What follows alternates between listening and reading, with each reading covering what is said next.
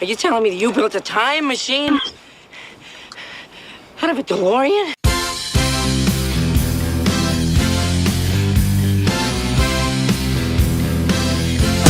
It has begun! It's showtime.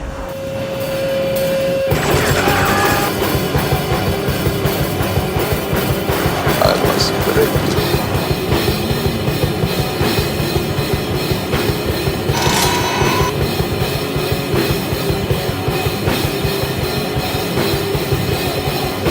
I'll be back. This is Video Store Clerks. Welcome to the store.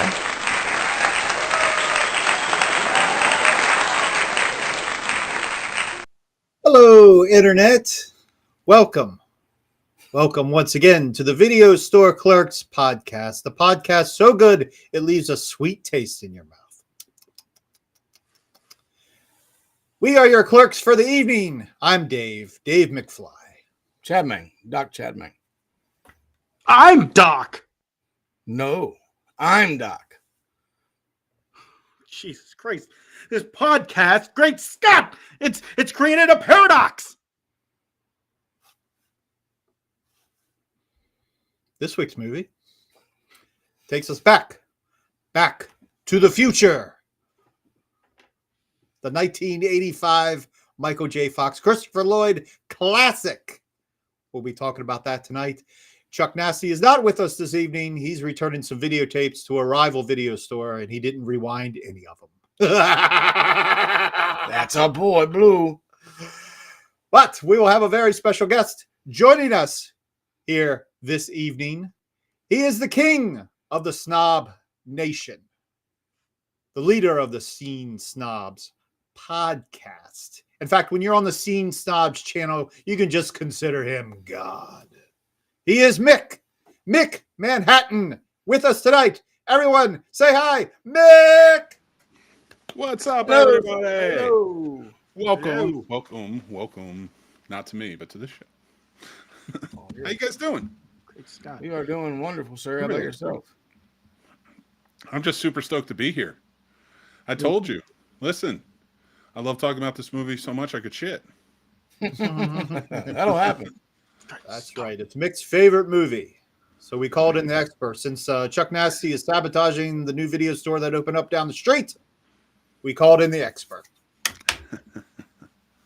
So if you're joining us live, make sure you jump into the live chat. Join in the conversation. We're going to have some fun tonight. I guarantee it. We'll go over our memories of this classic movie, Children of the 80s. This is 40 years. Oh my gosh.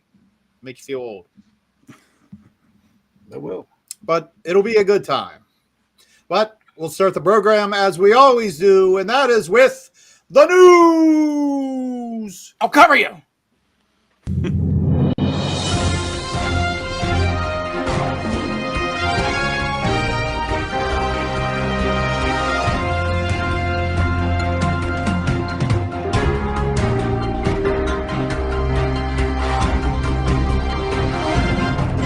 Advice from a local sheriff on how to talk to your drugs about kids. Another one. What kind of drugs did you do with your kids? I just got I tell you what. Did you rip that off? Of course. In Chadman's possession, he is holding not just index cards. No.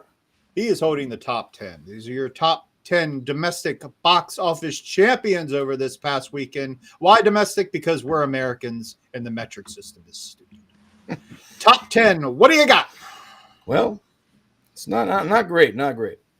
Number 10, Good Fortune, did $1.4 million this week, doing $14.6 million the last 3 weeks. I think that might be the most interesting movie that there is in the bottom 5. Number 9, Stitchhead. First week out did $2 million. What'd you call me? $2 million. Another animated kid movie. No. Number 8, Tron Ares did $3 million this week, doing $68 million the last 4. Falling off. Number 7, Springsteen, Deliver Me From Nowhere, did $3.7 million. In a row? And did $16.2 million the last 2 weeks. Now, Mick, I didn't get a chance to check out your review, but I know you have one up. So I have one for all of these. They're so you can go check those out. But a quick abridged versions. Like a quick thumbs up. So Tron Ares, Springsteen, pretty good. Not great. I loved Begonia, which came out. Oh yeah, I thought I'm not a huge fan of Yorgos, but I do like some of his movies, and this was one that I thought was really good. Yeah. And what was some of the Stitchhead was good. You know, we're always clamoring about horror for kids to introduce kids, and I think that's a good one. Yeah, I thought they did a good job with it. And what was the other one you said? Good Fortune. Good Fortune was pretty good. I nothing great, but Keanu Reeves was fantastic. Yeah, I'm not big on Rogan, but that looks interesting because of Keanu. He was the second best part of it after Keanu. Okay. All right. Well, oddly enough, number 6 is Back to the Future. Did $4.9 million this weekend. Surprise. Incredible. 40-year-old movies making more money than half of these fucking films that just came out. Go better than half of these films. I agree. Better than all these movies. Speaking of Begonia, number 5 did $6 million the last 2 weeks, including the soft open last week. Number 4, K-pop Demon Hunters, back in the mix, did 5.3 mil this week, doing 24.2 mil the last 11 weeks, it says, but I don't think they added the other shit in there. I enjoyed it. Yeah, no, I didn't watch it. Number 3, Chainsaw Man, did 16.2 million this week, doing 31.2 million the last 2 weeks. Dave said he started watching Chainsaw Man. Yeah. He said it's pretty dope. I'm I enjoying don't know. I've never seen it. Nick? I haven't seen it yet, no. Mike? All No. right. Number 2, Regretting You, Chainsaw Man. It's $7.8 million this week, doing 27.2 the last 2 weeks. Which I haven't seen that either, but it doesn't look interesting to me. Yeah. And the number 1 movie this week, Black Phone 2, $8.3 million, doing 61.7 mil the last 3 weeks. I like it. I've never seen the first one, but I'm going to wait till this one comes out and then just bang, bang. Good idea. 2 very different movies, though. I will say that. So Let me we'll ask check you them out, guys man. a question, because I've been kind of rallying on this movie, if I may. Because this movie takes like a Freddy Krueger approach in the sequel, but it was kind of straightforward in the first one. Some supernatural elements, but nothing major. I've been kind of on this kick that I think, like, if you're going to make a sequel to a movie like in a situation like this, where there's quite a few out there with the A24s and stuff like that, maybe get a little crazier. Mm-hmm. Maybe go the way of the 80s, and the sequel's now like, okay, Jason's back, I guess. You know, let's just Right. I'm not so upset that they're kind of going the Freddy Krueger route or challenging that. Like, if you're not going to put out a Freddy Krueger movie, we have a Freddy Krueger type character now. Yeah. I wouldn't mind seeing those sequels kind of go on. Without Ethan Hawke, I highly doubt that, man. It's going to jump in the thing like that. But what do you guys think about stuff like that? Do you think sequels, especially in horror, should try and maybe go a little bigger? Yes. I do. They always say, like, most would either pretty much remake the first film or get as close to possible as you can with it. But I think if you go a total different route, a lot of times, depending on the film, it can do very well. It's got to be done the right way. And I think, you know, from what I've been hearing, Black Phone 2 is getting a much better reception than the first film. And I think maybe they are going in the right direction. You know, it's more nowadays. It's like they're putting out horror films and then they go back and they try to cash in and doing prequels or whatever. But it's like they almost put the cart before the horse and put the prequel as the first film. So it's like they're not going in a different order. They're actually going in a more chronological order, and it's getting better. So as opposed to getting worse. Usually it's like you go back and you look at the prequel and you're like, eh. Yeah. Yeah, I've heard a lot of stuff about the second one, so I definitely am interested in watching them both. And if I can give to horror lovers like yourselves, if you're not watching it, watch Welcome to Derry. It's fantastic. Yeah, It is. I haven't watched the new episode yet, but I've been waiting for after tonight. Yeah, I've really gotten into it. It's not bad. So far, so good. Nice. We still got a while to go, so we'll see. Yeah. A lot of these shows that have been coming out, the endings, they just can't stick the landing for some reason. The last couple of shows I've been watching. Well, Alien was good. Alien's I good. got I think when again, like that's another one that's like, rather than try and keep it contained so they don't shit on the first movie or the some of the ones we love. I love that they're just like, all right, we're gonna go for it. We're gonna do something. We're gonna make it in lore, and it's gonna be different. Like it's not exactly what Black Phone 2 did, but I do like Alien Earth and where they went with it, like building this new lore out that really, I think, works within that series. So it was kind of, I think Terminator needs to take a shot of this. Right. Now I want to pet Xenomorph now. I'm curious to see how this last season of Stranger Things pans out. Yeah. Yeah. I'd have to go back and watch it. I forgot everything. It's been so long. How long's it been? It's been a couple years, hasn't it? Yeah. Yeah, since part 1. It's nuts. It's crazy shit. Crazy shit. We do have a few sad deaths in the news. Diane Ladd passed away at 89. And also, we were mentioning last week that Young Bleed from No Limit was in the ICU, but he unfortunately had passed away Saturday due to a brain aneurysm at the age of 51. Oh, that sucks. Sad shit. Sad shit.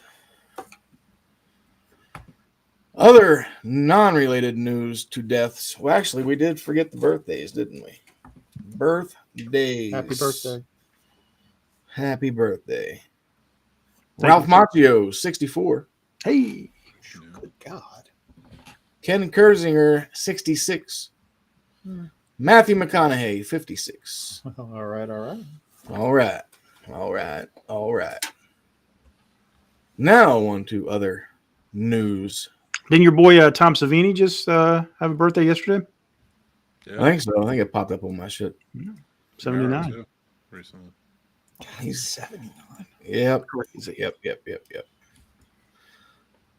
Speaking of Stranger Things, so apparently before they started filming season 5, Millie Bobby Brown had a harassment charge against David Harbour. I guess he was being way too overprotective, thinking he's kind of like a father figure to her. Bullying. So we'll see. I guess nothing really happened because they're done. Yeah, right. Like I mean, at this point, and I don't even think she put it out there. I think it was just leaked. They're saying it might have been because of his ex or whatever it was. I don't know. I don't know the story. It's all rumors, but I will say, like, what's the point? Like, right. You're not ruining the show. Like, what? Why are we doing this? Why is this news now? If it happened 2 years ago. Yeah, it was just I think it's just because it's correlating with the new Lily Allen accusations and all this crap that's going on between them. So it's like relevant where it's like, okay, we just found out that, she had some kind of claim against him. And I guess, while she was filming this last season, she had like somebody on set with her to kind of supervise and observe to make sure that he didn't do anything out of line. So, and it was never, they specifically say that it's nothing sexual in nature. It's more of a bullying type thing. So like you said, he's known her since she was like 12, and he's just like that father figure that's like very overprotective of her. So maybe, with his own personal issues going on in his life and everything like that, he might've just gone a little bit too far, maybe been a little too hard on her, and she wasn't receptive to it. Who knows? But I mean, she's a married woman now, older, as a kid. Like, yeah, right. At some point, like, dude, cut the cord. Yeah, to your non-child. Don't worry, Bon Jovi's son will protect me. There you go. That's what she's saying. Other Netflix news: they may be the ones to purchase Warner Brothers. Fucking old nut. Oh, God, Great Scott. This that's is terrible. That's fun. I hope. I think they hired the same team that what was it? Paramount used? I'm not sure. Something like that. And with Ace Frehley passing away, the Kiss fans are launching a campaign to make him an honorary astronaut, being the official spaceman. Nice. What? Weird. Yeah. They're going to try to make him an honorary astronaut. So weird. So weird. I want to be an astronaut. Well, if they were going to do that, why wouldn't they just done it when I was alive? Like, I don't think he had any interest in Right. working with NASA that I think he passed the age limit to where you couldn't go to space anymore. Like, I think he's just, you know what I mean? I don't know. That's just a thing. He didn't even have to go to the moon. Just go to Stanley Kubrick's house. There you go. Film that shit in his garage. Using some rollers and shit. His JVC. Right. Fuck it. Fuck it. Look, just give me something without any sugar. And now that we are out of October, apparently October was the lowest box office month in 30 years. Good for them. So it just shows you that they've been putting a lot of shit out that nobody wants to see. But movies I do want to see, the teaser trailer for Godzilla Minus Zero had dropped. Oh, And I know Mick is ready for that one. I missed that one. Oh my god. I won all the Godzilla. I was Oh watching man, All Monsters Attack yesterday. I was so excited. like all this Godzilla merchandise kept popping up in my YouTube feed, and I was like, okay, I got to go check it out. And so I went to Godzilla.com to look at all the merchandise. Man, I had to close that shit out, or I'd be spending all the money. Yeah. I wish I still had my old ass Godzilla toy when I was a kid. The one that fucking like the fist like shot off and it was on like roller skate things. They're I had that remaking shit. it. Are they? Oh, Yeah, the Super 7 has it. Oh yeah. Yeah, that was my shit toy. I mean, I played with that thing all the time. I love those movies. I don't even know where the fuck I got it from. My grandfather got it for me somewhere. I was like, fucking sweet. But that was back in the Disney. I can just see Chad Mang, a little baby Chad Mang, running around with his Godzilla toy, fisting everybody. Yeah. Speaking of fisting, no, the Friday the 13th Deluxe Edition box set Hey, is no longer available for purchase and is not being made anymore. but you got one. I do, and it's still in the plastic. Nice. How much? So, if you find out down the road you want this thing, odds are I'll sell it to you. Send me money. Give me my name. Well, you're talking about the Godzilla trailer. What about the new Scream trailer that dropped? Scream 7 trailer drop. That's on the list. Great Scott. It looks promising. It looks totally different. I'm not a big Scream fan, but I mean, this one looks like it has a little more purpose, and hopefully, fucking, she dies. Who's she?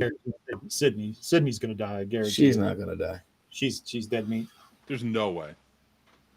She's I would say that if was there Melissa Barbaro or whatever her name was is still a part of it, but Yeah.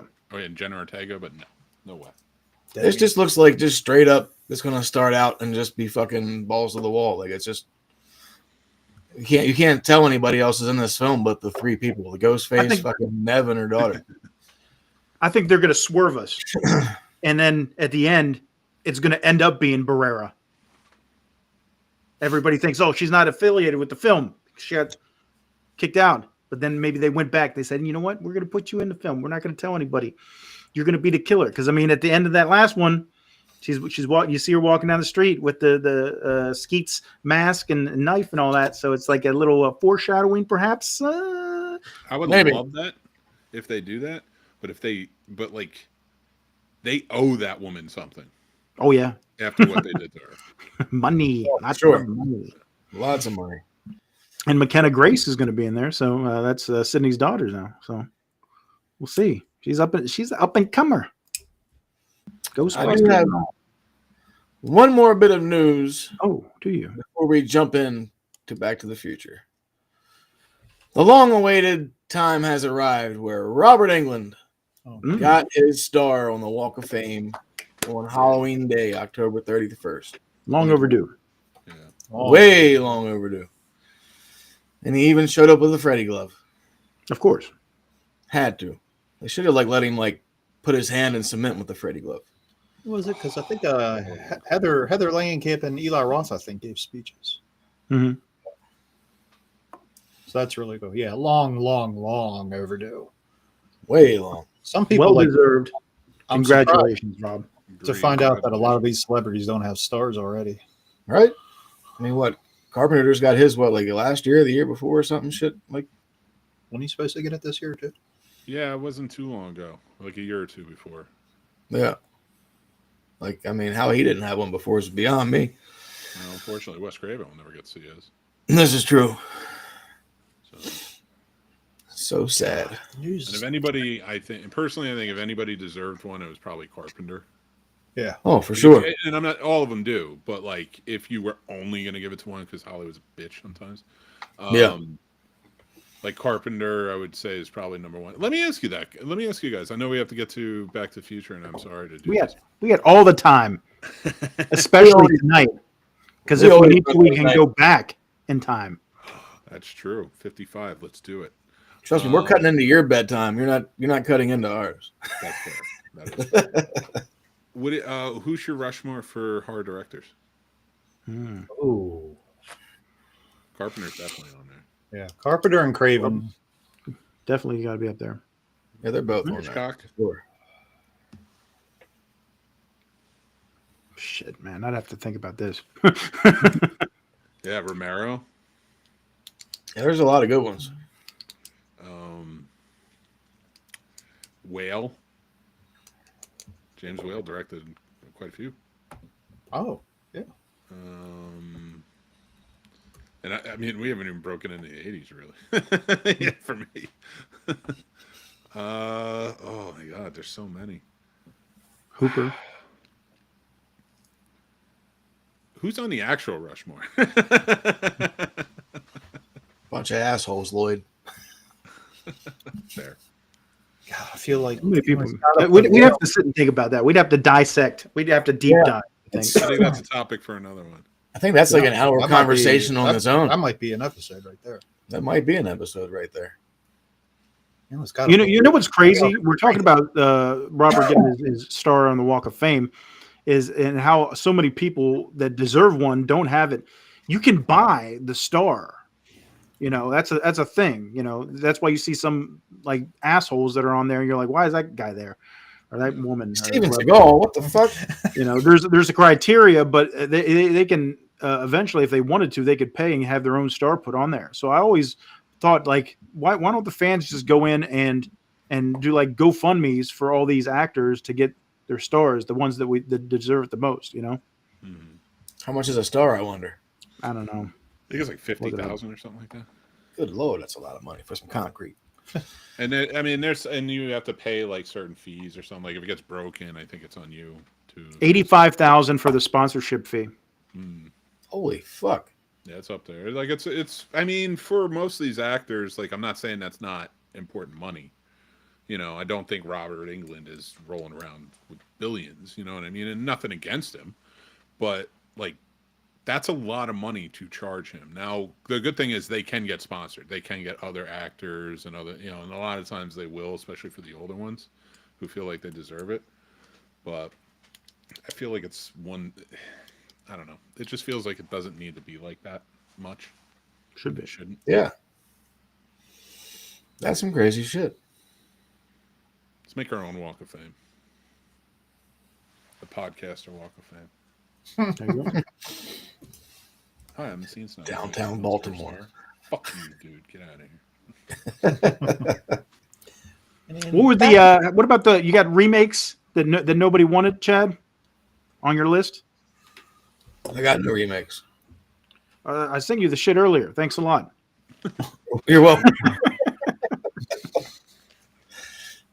What was it? The two Utes. What was the? Well, I saw the fake Mel Brooks thing. Oh, the how they're reimagining Bewitched. Oh, Again. yeah. Okay. Yeah, nobody wants that. And now Nobody they're planning to do The Mummy 4 with Brendan Fraser and Weiss. My buddy tells me supposedly they're going to be just completely pretending 3 didn't exist. Which always Wouldn't goes. surprise me none. So there's that. Would not surprise me. I mean, I'm not saying it was good, but at least like incorporate it. You know, like write something. Use that lore. Like that's the one thing I think the writers in the studios hinder themselves. It's like you're going to completely forget this one. Use the lore. Yeah. Do something with it in there. Like there's plenty of story you can pull from, and at least maybe make a good fourth one. Right. Well, let's see. And nothing against Brendan Fraser, but I hope he gets in shape for it. Fuck that guy. Fuck Brendan Fraser? Oh my god, what do you do? Huh? What did Brendan Fraser do?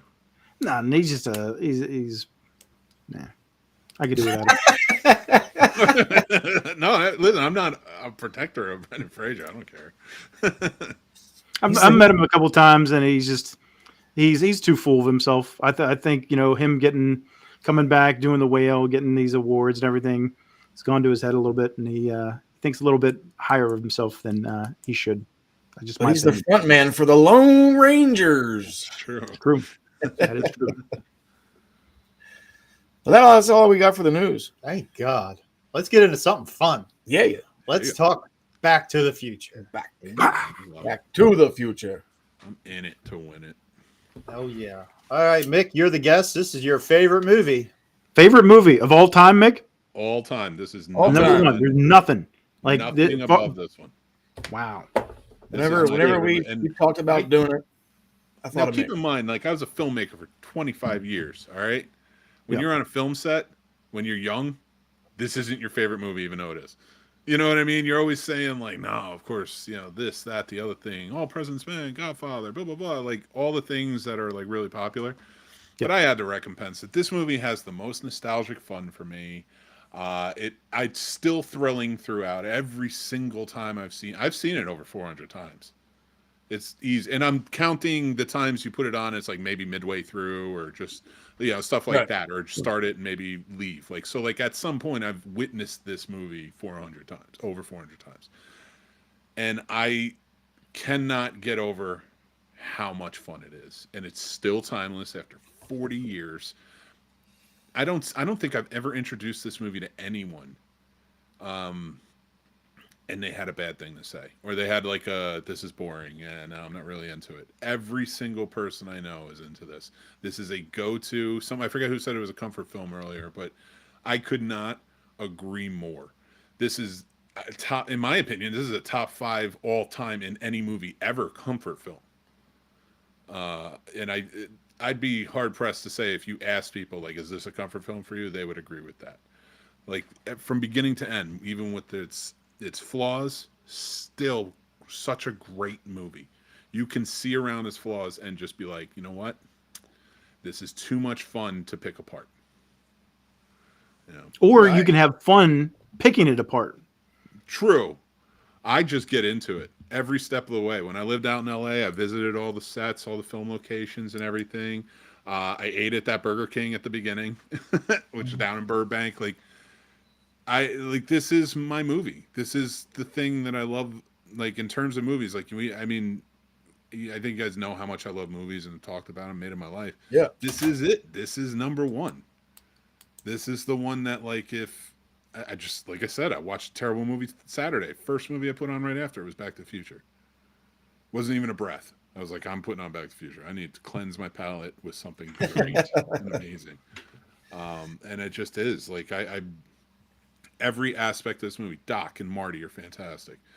And every time I think back or I hear stories about what's his name, Eric Stoltz playing Marty. Yeah. And I've seen some of the footage, and I've seen all the behind the scenes and everything, from tapes to DVDs, Betamax, not Betamax, later Laserdisc. I don't know why I got those confused. All of them, like all the way through HD. Remember HD video? Yeah. And, competing with Blu-ray. Seen both of them. Like every aspect of this movie in some way, I've seen it, and it just, I don't know why, but it just never gets old for me. And it just always is just a timeless mainstay. Yeah, timeless. Ironically, for a movie about time travel. Yeah, it just, I'm excited now just thinking about it. Like if I had to pick 5 movies to watch the rest of my life, this would be on there. Yeah. This would be number one for me. Yeah, like I said, like watching this earlier, I'm like, I don't even need to fucking watch this. Like, it's just so quotable after we've seen it, like you said, like 400 times or whatever. Because I couldn't tell you how many times I've seen it, but like every time it's on, it's on. Like there's so many parts. Like I still get excited when Marty gets a skateboard, and he's getting like I still get stressed out at the end when when Doc's trying to plug in all the cords again, and Marty's right there, and he gets it last second, and gets electrocuted.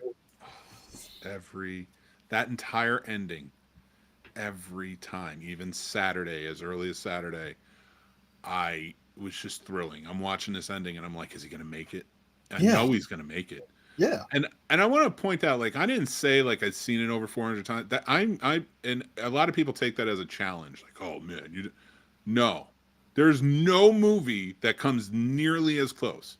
Right. This is just, even as Star Wars, which I love Star Wars, like, and still have not seen any of them nearly as much as this. It's because, like, it always has been just this mainstay in my life. So when I say that, I'm talking about my obsession with it. I just love it so much. And there's so many amazing fans I've met along the way who love this movie too, you guys included, that just, it's always such a fun thing to talk about. And in my opinion, behind Lord of the Rings is probably the greatest trilogy in movies. And it's still, I think I laugh more as an adult than I did as a kid when I grew up watching it. Yeah, you But pick up that's the only difference. And I would always try to get my skateboard to spark when I was a kid. Now I can have it. It just turned me into a little skater punk when I was a kid. My dad made my brother that same scooter out of a box and everything, because my brother really wanted a scooter and we were broke, so he made him one of those. I remember my brother getting it, and he did it. He was excited, but at the same time, he was just kind of like, doesn't look like everybody else, sort of thing. It's like, what is this thing? Product of the 50s. But like when I saw it in Back to the Future and knew my brother had one, I was like, this is exciting. You have a skateboard, pull it apart. Yeah, I like how he invents the skateboard and rock and roll. Some of it's a little hilarious for my taste, but and the attention to detail, like the Twin Pines Mall becomes the Lone Pine Mall. The one you told me was at the beginning with the clocks, where that Doc Brown or whatever is hanging from the picture of the other clock. That's a new one. I just learned that today. It's one of those films where you can go back and even if Mick's seen it 400 times, you can always find like some little thing that you've never seen before or noticed or anything like that. I love those type of films where you're just like constantly seeing new stuff. Yeah, like I never really thought about it much either watching them when I was younger. So I mean, I'm trying to think of what you know what? I need to look this up because there was something I sent a friend of mine. It was a new fact about Back to the Future I had just learned. And now that I'm on the show, I could probably share it with you. But I don't 100% know what that is. I have to find it. Like, it's just one of those things I saw, and it just, like, you're right. Like, it doesn't matter how many times you've seen it. It's going to blow you away. I didn't know about the Kubrick thing with, like, was it C whatever, 114 or whatever? Yep. 147. C147. Yeah. I believe it is. Or 114. 114. Sorry. C47 is a film term. Okay. Now I'm on the right page. But not only from watching it, just going and diving into the film. If you go online and look at all the stuff that happens behind the scenes during the production, everything like that goes along with it. There's so many different aspects that are intriguing and thought provoking. It's and besides the fact you can just sit, and it's one of those things where everybody knows Back to the Future, and you can just sit there with your buddies and just talk about time travel and all this other shit and come up with your own theories and everything like that. And the great part is nobody's ever wrong because it's not a proven thing. Time travel doesn't exist. So it's like you can just come up with all kinds of different things. You could break down the space-time continuum or whatever and just have fun. Like, I'm sure we'll do it in this episode where we talk about, what if this happened, or, talking about linear time and this and that. We'll get more into it because there's so much shit. Yeah.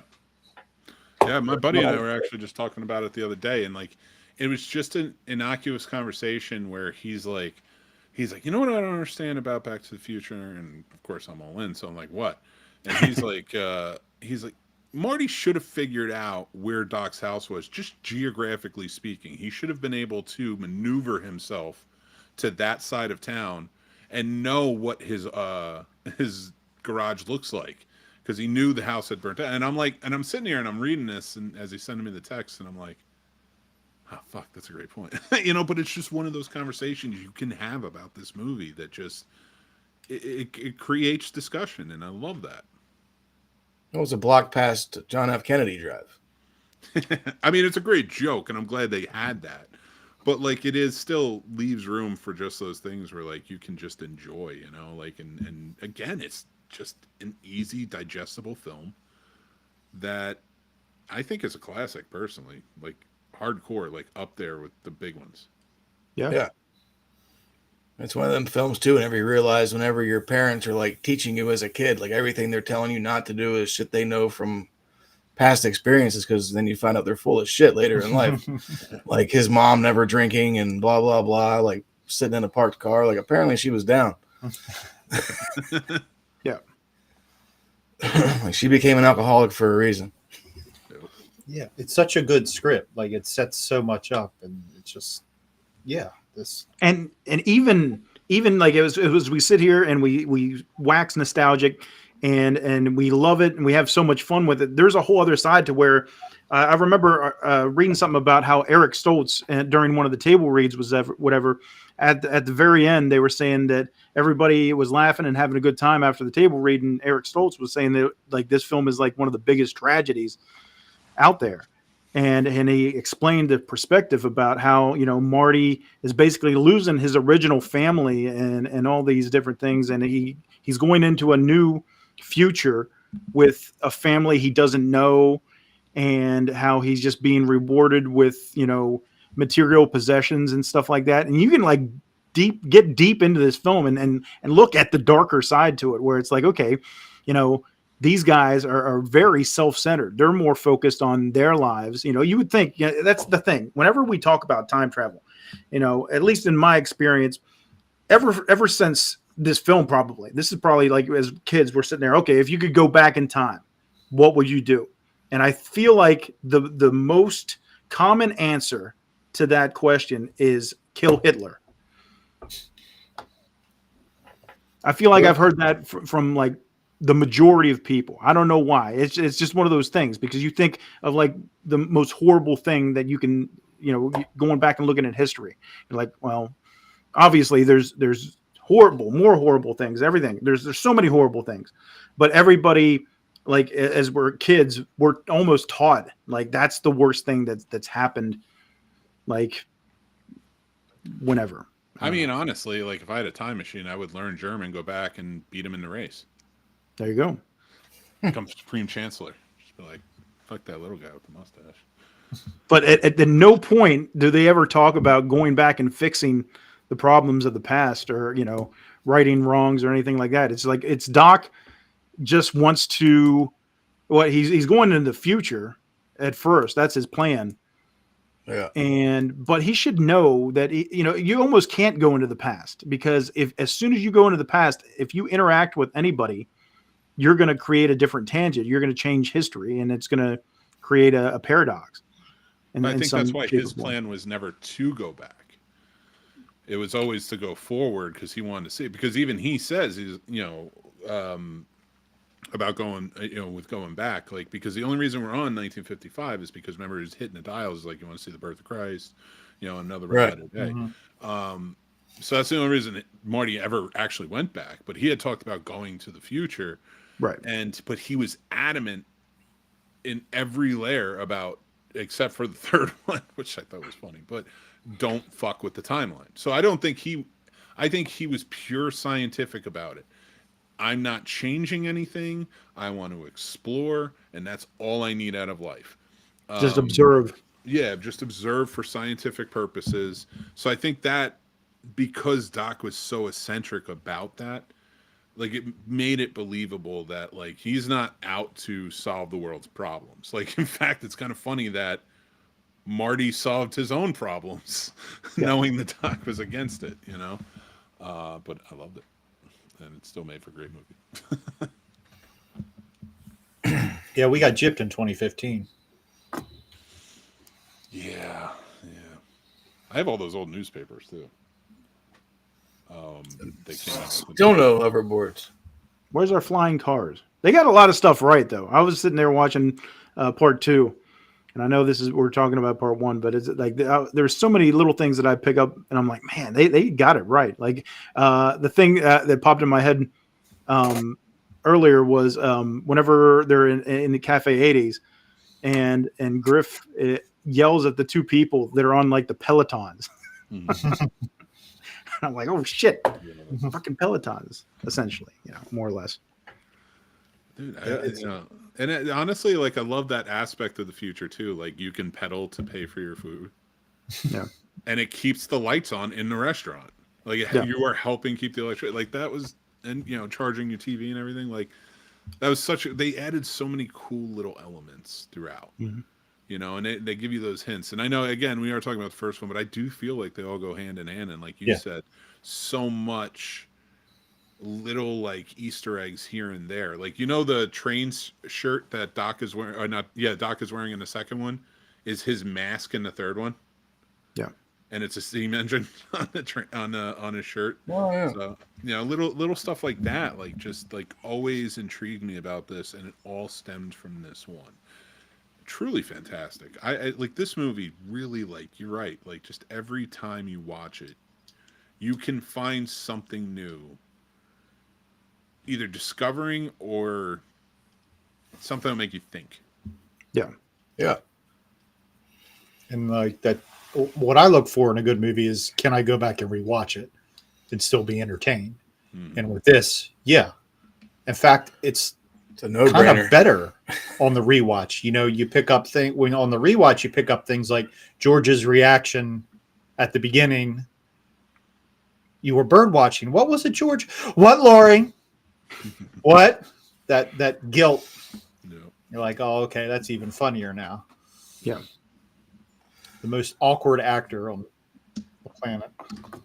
Good old Crispin Helian Glover. And it's crazy too, like whenever you find out like how much issues there were with like shit on the set and with the car, and so like the doors were always fucking like getting stuck, and then like the one time I guess like Michael J. Fox was stuck in the car for hours because they couldn't get the fucking doors open. What? And they had to like take the doors off. Oh my god! I'm like, that's some crazy shit, man. And then it's the whole episode's going to be interesting because everything's interesting in that fucking film. All right, so. Whenever Galen Zemeckis wrote this, it was back in like 80. It was before DeLorean was even created. And the original script was what? It was supposed to be like a refrigerator. Yeah. And then they were too worried about children like climbing into refrigerators and getting stuck and dying or something like that. And then it eventually, there's been so many different rewrites or whatever once they got to the final one. But it's funny because then later on in, what is it, Dial of Destiny? Where Spielberg it's Crystal Skull. Yeah. He got his he has Harrison Ford in the refrigerator and the nuclear testing, which goes hand in hand with what they were originally planning with this film whenever they came up with the script. So it's so much cool stuff. You see what's incorporated, what's related, even that didn't go directly into the film, just happening behind the scenes. Well, just like Eric Stoltz is still in this movie. Yeah. Whenever he hits Biff. Yeah, when he punches Biff, that's Eric Stoltz's arm. Oh, really? No, I didn't know that. Yeah, it was actually Thomas Wilson who said that too. He was like, we never reshot that with Marty, so it has to be his arm. Yep. Huh. But with Michael J. Fox. I was watching some shit earlier, and I thought it was funny too because they were saying like Lorraine's mom is the mom from Gremlins, and then like whenever Doc's like talking to Marty in the beginning of the film when they're in the parking lot, he has a Gremlins notepad hanging from his like jacket. I was like, that's pretty funny. And so they put a lot of Spielberg shit in there, like in the part 2 with the fact that where the clock tower and everything is it's on the Universal backlot, still there, and that's where they filmed Gremlins as well. Right, Gremlins and Monster Squad. If you look, Monster Squad, they're having that fight outside the Yeah. church. That's on Yep, the you can see other it. side, facing away from the little town square, and right behind them is the house from Growing Pains. Oh, no All right. shit. Wow. So it's like, you like that whole lot you've seen, like it was used in the Burbs, like all of it, Yeah. like it's all like this little lot up there that they did such a fantastic job with. And Back to the Future, man, God, visiting that was just perfect for me. I love. When I was a kid, we went to a Back to the Future ride at Universal. Yeah, That shit was fun. dude, I can't tell you. We went my senior year of high school, and only thing I didn't even want to go, and the only thing I wanted was to see that fucking car. Mm-hmm. Only thing I wanted, and it wasn't there that day. They had it in the back, Oh. and I was so mad. And because it's the only time and I've seen it since, like I've been there a bunch of times when I moved to Florida, but it just, but that was like such a bummer because it was like the one thing. But they had the train, and that was fun. I love that train. Then another parallel with Gremlins is the fact that, okay, so Marty's a young kid who's hanging out with an old guy who's an inventor. Fucking Billy, his dad is an inventor, and Gremlins. It's just like, it's so much stuff, man. It's mind-boggling. Yeah, that was. I feel like that was back when you could do this stuff. Like, all right, a little crazy with it, but Let's get crazy. I feel like the internet ruined the fun in movies because you can't have a Goonies lore anymore. You can't, or like that big adventure. Like, could kids go out and have an adventure? Sure, but just going out and having fun, no, because it's not believable. It really isn't believable for kids to get lost with a treasure map trying to, like, it's sad. But then, like, Back to the Future and all these movies from the 80s or and beyond, or beyond that, but going back, like, you could just make shit up. Gremlins. Like, the whole movie is like a fever dream in an amazing way. Don't get me wrong. I love Gremlins, but it's one of those movies that's like, this is so absurd. It only works before the internet because people pick shit apart too much and make it too much realism, which I'm all for being real in your movies with your physics, right? Like, I feel like this movie does that well. It created an in-world physics that works for us. But that's what I feel like is missing now. You couldn't do a Back to the Future now because the in-world physics, people are going to be like, why isn't it like Primer? It's like, because this is more fun. Right. This is the good time. Like, and I wish it, I think it hurts the fantasy genre. I think it hurts the adventure genre. I think a lot of people picked apart Dial of Destiny, which I thought was a fun fucking movie. Was it Raiders of the Lost Ark? No, but we haven't had a Raiders of the Lost Ark since Raiders of the Lost Ark. So what I compare it to, was it as good? Was it good enough to watch Indiana Jones in an adventure? Yes. That's it for me. That's all I need when it comes to that. But my point with that is, like, you pick it apart now because it's like, well, that couldn't happen. This isn't real. Blah blah blah. Or this wasn't the history or the lore. That's not what the internet says. And I think it hurts these types of movies being made. I also think it hurts their reboots when they inevitably make them. Yeah. Sorry, that was my tangent. Oh, a lot of tangents. But yeah, that's we mentioned the other star of this movie, the DeLorean, which this movie turned into an icon, a car that I'm sure would have been just forgotten about if it wasn't for this movie. Yeah. Mhm. Sure. I think they Honestly, said it would just I think it would be just like listed with cocaine. People would just be like, "Oh, it was a coke car." They really lucked out with this movie. Well, they said like before they were going for like 18 to 20,000, and after the movie they were like fucking 80. I'm like, that's stupid. And apparently they were big pieces of shit because Yeah, it's like the worst car. they always had issues. That's why they had I think 7 different ones that they had to use. Yeah. I'm like, that's fucking bonkers. It's like I was watching the dude from the Discovery Channel. The fuck's that guy's name? Josh Gates or James Gates or something like that. He was going around traveling the world trying to find all 7 cars with Christopher Lloyd. Oh, shit. It was pretty funny. Like the one scene, like they go to this guy's house and he has like all this memorabilia and he has the remote control for the car, and like fucking Christopher Lloyd picks it up, and I know it's all like set up or whatever for the episode, but then like he ends up breaking the fucking speedometer thing on it, and he just like looks all scared and sets it down and just walks away. It's just pretty funny. One of the most impressive things about that, like Doc Brown's inventions, how did he make that remote control thing for the car? I don't know. Unknown. Science. Science, bro. Science. That's it. When it comes to this movie, I don't need more. He was a scientist. He could do what I can't do. And he could turn. But he never had any other real inventions, really, did he? No, because just the fucking this damn thing doesn't work at all. You know what this means? That's not true. That's not true. The amplifier worked until it didn't. Right. And the dog food machine.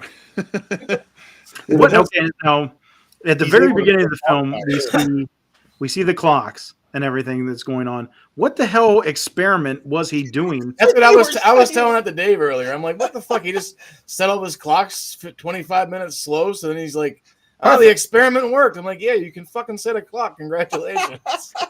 And not be there for them. Right. Yeah. Where is he? My experiment worked. I'm pissing off my neighbor right now in Burger King. And he hasn't been there for days. So, yeah. And another, this is okay. It's going to sound like I'm picking it apart. I am, but I'm having fun with it. I'm not like saying, oh, all this stuff, it doesn't make sense. And I fucking hate the movie. Fucking love the movie. Think it's a perfect movie. And these flaws, I enjoy picking them out. Like, so, okay. So what was I getting ready to say? Fucking, okay. How does Marty, okay, he's been working on a DeLorean for 30 years. How does Marty not know that he's been working on a time machine? He just thought he was building a pinball machine. I don't know. No, I took it as he didn't, that's where he went. And also, this is something I found out too, that I think will help explain a little bit of what you're asking. Okay. I think he got the car once he got the plutonium and he worked on it. And I think that's where he had been for a little while, like where you've been, like he was away. And I think he was staying in the truck. Now, here's the cool thing, because everybody's always like, how did he get out of that truck? How did he fit in that truck? Blah, blah, blah, with the car and everything else. I looked finally, 40 years later, I was watching it the other day, and I looked in the truck behind them as they're talking. They're a little bit farther away. Inside the truck, there's a ramp that goes up, and the car parks up. And there's space underneath the ramp where he had some other stuff, and there's a door on the side that's open. So he could, for anybody else, like I feel like a geek saying that, but there's been a lot of Back to the Future fans who always bitched about that. And I was like, now that there's finally an explanation, like I feel good about that. So what we're doing to assume from 55 to 81, he's just basically working on the flux capacitor? I think that he had the flux capacitor. He probably worked on the plans for all those years, but never had the plutonium to test anything or try it. And probably putting things together maybe because, like, if you think about it, all of that equipment that he was making, he could have spent little times on certain things throughout the years, and then got the car and started putting it together. But he never told Marty what he was doing. He never told Marty what he was doing. I mean, no, he doesn't have to. Like, I mean, Marty seems like more like the kid who comes over and kind of hangs out, maybe cleans up the place. I don't think they have like the intricate conversations because, like, and I only get that from their discussions in it. I think Marty picks up some of the stuff, like he picks up the 1 point, but like he didn't even remember that to tell him. He had to be like, we have to watch this so you can see what it is. You know what I mean? So I don't think it really comes up, and I don't think he ever wanted to talk about time travel if it wasn't possible. But he needed his help to bring the camera, so he made Marty a part of it. Yeah, because that's something that people always talk about. Like, why is this kid hanging out with this old man? What's their relationship? Because it's never really explained. But right. I think in the comic books, it's they go deeper into it, where Doc had hired Marty as like a guy to come help around the workshop or whatever. Mhm. Because at that point his house had already burned down and everything like that. So he's working out of the garage, as we see. So that was the backstory. I think he was like 13 or something, like 13 or 14, and he was like kind of hanging around. He was always intrigued by him. Just this old dude who's like kind of like called kooky, and that's how they became friends. Yeah, and then he was like, hired him. Yeah. I mean, there's a lot like in this movie that in jokes here and there, like the Uncle Jailbird Joey, which I put as my name, and then cutting back to later when he finds him in the crib, and he's like, "Better get used to these bars, kids." Like the little stuff like that. I think, and he's and the baby's wearing the pinstripes. Yeah. such good little things like that detail. They can, and that's it's connected so well. It's like a really, like, for all of its again flaws in terms of plot points and certain like that kind of fall through a little bit, but you accept them because all these other little things are just fantastic. Yeah. I love it so much. Chad gets back, I have to show you guys something. All right. I got a little story for you. Story time. Story time with McManhattan. Yeah, and it's nice to feel that way about a movie, that you can go back and rewatch and still enjoy. I might watch this after this show. Yeah. We always talk about this. I wish we could watch it, like do a watch along. We could. Universal would skewer us alive. I can make it happen. Can't be live, but it could be live. And they are all kind of one movie, because if I watch the one, I gotta finish it. We could do a watch party watch, and what we did, like we did with Friday the 13th and Jaws. What you guys do? Movies. We did watch the 3 movies on Discord together, and anybody who wanted to join in could, and we commentated live. So we offered live commentating about the movies all throughout. Chad was there. The Friday the 13th one was a long one. That was fun though. That was so long. I thank God he didn't do Halloween. I was trying to talk him into it. I know you were. 24 hours straight. That would been rough. I got something to show you guys. So I interviewed Claudia Wells maybe about a year ago or so. And I was kind of helping another friend on his show. But if you look at this, I made this myself, so it's stupid. That was Jason at 3 Geeks, right?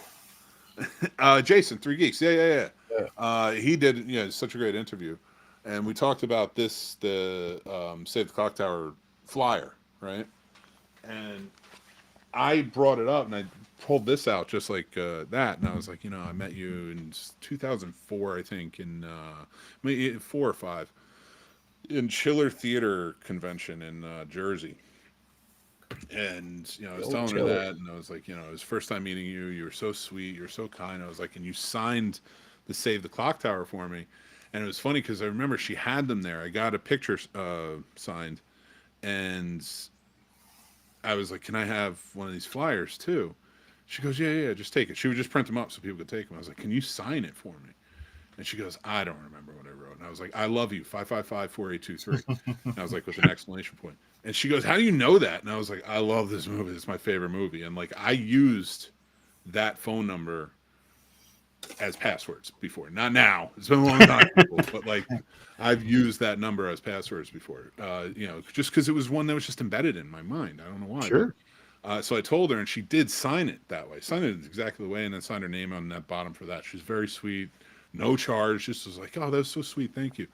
Well, I told her that story, just as I'm telling you, and I showed her. And she goes, and this is all on video. You can go watch it. That was you? She goes, you don't understand.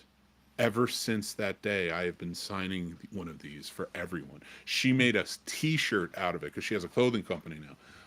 She made a T-shirt out of it where the front is the clock tower flyer, and on the back it says, I love you, 555. She goes, you were the first. You were the first one, and you asked for it. And she sent me more. She sent me one of the T-shirts, another thing, and a couple other things. It was one of those. Like, I was so like touched, like really sweet. Like, I didn't think that mattered at all. And she made my day, making me realize like a lot of people wanted that. So I'm glad it worked out that way.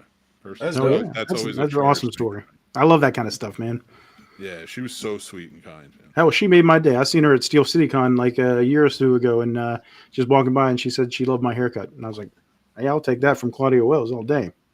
Yeah, her and Leah Thompson was He was really wearing sweet. that wig. No, I was not wearing with this wig. You silly goose. I didn't interview with Leah Thompson or anything. I just met her at a viewing. Like they were showing the trilogy out in LA. And they did like after the first movie she came out with Claudia Wells and they just had like a little conversation. You got to like say hello. That's the extent of Leah Thompson. But she was like really sweet and kind to everybody too. So that was another fun experience. God damn, that was a year ago, man. Getting old. And it seems like they still have a lot of fun talking about it, like all of them. Like it was definitely a memorable experience for everyone. Changed their lives, man. You know, like I mean, this film is iconic. I watched the 40-year panel that they did, and that shit was fun. Like they had a lot of fun doing that. Like fucking Michael J. Fox is just talking about random shit that they were doing backstage, and they were just all having a blast. I know, like at first he said that like I guess Leah didn't care for him too much because she looked at him as stealing Erik's job because they were friends and were working on something together before that. But and then and also like Thomas Wilson wasn't a big fan of TV actors either. Well, now they have nothing but nice things to say about him. Right. Well, they always said like how much of a nice guy Tom Wilson was. Yeah. Oh yeah. I mean, he seems like Wildlife. I loved what Freaks and Geek did with him, like making him like this like compassionate like stepfather type figure. You know, because I was like he was always Biff, and now he's got like a different like little role, which for him like because I met him at one of those cons too, and again one of the sweetest human beings. You know. Yeah, they say like his character as Biff is pretty much his exact like Bizarro, like Bizarro him. They said that about Draco Malfoy too. That kid. Oh yeah. They said he was the nicest and best kid on set. Everybody loved him. So it's funny. And Joffrey. That was another Yeah, I was getting ready to say I couldn't remember his real name. Yeah, I don't know. I can't remember his real name, but like they said, he was the sweetest kid on the planet too. Yeah, It's pretty funny. It's from Batman Begins.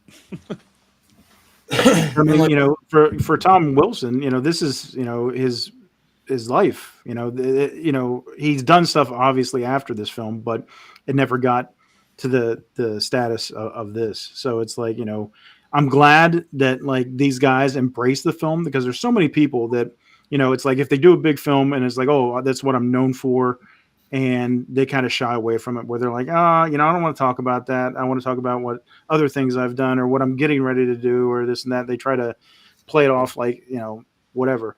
And I don't like that. I like it when people embrace all of their stuff that they've done. And it's like, okay, you can have all these fans come up and geek out and talk about all kinds of different details from the film and enjoy it and sit there and be like, oh yeah, and talk about theories and everything like that and have a good time. And then there's other people like, I don't want to talk about that. You know, it's like, okay, I did that. It was a job, moving on, you know? So it's like, I'm glad that these actors and actresses embrace the film and the fans because it's such a, like I said, iconic film. I've always hated actors that do that shit, and I've seen them far too much in my friggin' life. And the reason it always pisses me off is because your whole job is to get people to feel something. Yeah. And they say that. Like that's what, and I'm talking about these auteur actors, like which I have a high respect for their performance level, but like legit, like you come in here and you're acting like an asshole because like, oh, that I passed that by, I don't do that. Like your whole job is to make people feel something. And if somebody comes up to you and talks about feeling something to one of your performances and you deject it or reject it or however you want to do it, you're a piece of shit. There's just another rant. Yeah. Another rant for me. No, I 100% agree. I was watching too, which makes me fucking like, what is wrong with you? Sorry. Yeah, so we got met Christopher Lloyd last year or the year before. Last year, I think. Actor in the beginning. Great. Yeah, he's so good at everything. Fucking Suburban Commando. I was frozen today. Fucking we had to make a point to say that to him. Yeah. What do you say? Shit, I don't really remember, man. He said that comes in handy. shit, I don't remember now either. Damn it. I was watching Clue earlier. Oh yeah. Oh, he was so good in that too. I think we're doing that next month. Oh, What's that? it's such a good one. Clue. Such a good one. I know I wanted to try to get that done by the end of the year. Cuckoo's Nest. 85 was a good year, man. I'm actually 85 reviewing was a that. good year. That was a requested review. Christopher Lloyd, another Christopher. Well, I was Well, watching. no. Good. I was gonna say I was watching this fucking Tom Wilson speaking at some acting school or whatever, and he was saying about his audition and shit whenever he went in there, and he's like, they called me the auditions at 6:30. He's like, I had Springsteen tickets at 8. He's like, so I went over there, and he's like, Crispin's in there, and he's like, they liked my energy because I was just kind of like giving them the biffness, and he's like, and then we didn't really have any dialogue, like the dialogue from the movie wasn't matched right because they didn't want anybody to look at the script till it was time to start filming. And he's like, so we're doing our thing. And he's like, and then I got into the character and I'm like holding Crispin up by his shirt collar off the floor. And then he's like, I'm kind of thinking to myself, you're being a real asshole right now. And he's like, totally forgot all my lines. So I'm slowly putting him back down and I'm just like, scene. And then they were like, okay, you're free to go. Like Crispin hang around. And he's like, so everybody's at the Springsteen concert dancing in the fucking dark. He's like, I'm just over there like, I just fucked up my career. I'm never going to work again. Well, then he tells the story later on about how whenever they got rid of Stoltz, they called him in, and he thought he was getting shit canned. Yeah. And they're like, "Oh, we're getting rid of Erik." And the funny thing was, he was doing Eric Stoltz was doing method acting the entire time, so he always wanted people to refer to him as Marty. So he tells the story about how whenever they say, "Oh, we're firing Erik" or whatever, nobody knew who Erik was. They're like, "Who?" Like, oh, Marty. I thought that was his name. Like Christopher Lloyd even thought his real name was Marty because he was doing the method acting shit. And he and Wilson was like pissed scared. They call him in, like they called him on the phone and they wouldn't tell him over the phone. They're like, no, we'd rather have you come in and talk in person. And he gets there and Crispin's there too. And he's like, oh shit, we're both getting fired. Like, no, we're getting rid of Eric Stoltz. And it's like, it's crazy because it's almost like Zemeckis and Gale had a time machine to see like, okay, this isn't going to work with Eric Stoltz. So let's go back because they had filmed like 35% of the film footage already. I love that Spielberg went to bat for him. It was just like, this is what they need. It's not working with Eric Stoltz. Right. And they made it work with Michael J. Fox. And like, let's be real. Does anybody else fit in that role? No. Michael J. Fox, like, I love him in all his movies. I think he was so good. But in this, it's just uniquely fit for it. Like, It I just don't feels know what so it is. natural. Yeah. Yeah. Like, It's like if you do go and watch the clips of Eric Stoltz, obviously Eric Stoltz filmed these clips before Michael J. Fox ever came on board. And it's like you watch that and you're like, no, like you can see how it doesn't work. Right. And then you go and see Michael J. Fox's performance and you're like, man, this is flawless, man. This is like you said, you can't imagine anybody else ever doing it. Well, they were saying too, like the Bobs were saying that just they want everything, like all the comedy is based on Marty's reactions for the most part, and Eric just wasn't laying it down. It's funny you mentioned getting fired too. Somebody else was fired when Eric Stoltz got fired, and that was the original actress who played Jennifer, and that was Melora Hardin, who was Jan in The Office. But she got fired because she was too tall. Like she was tall enough for Eric Stoltz, but when he got fired, she was too tall for Michael J. Fox.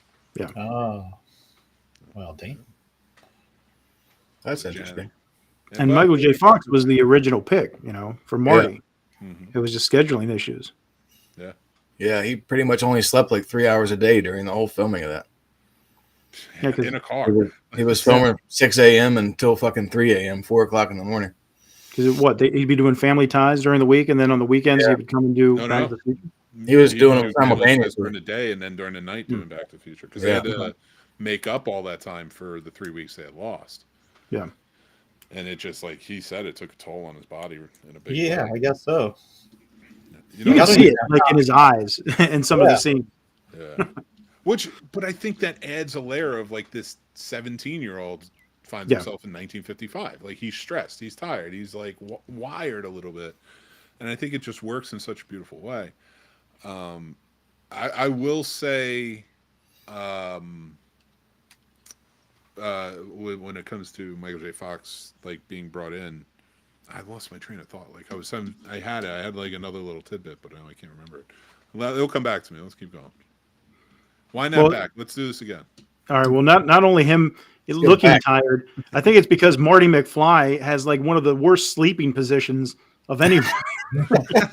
He always seems to fall asleep with his like arm twisted behind his back and his like ass in the air almost. Like, what is going on here? Like, he looks like a contortionist.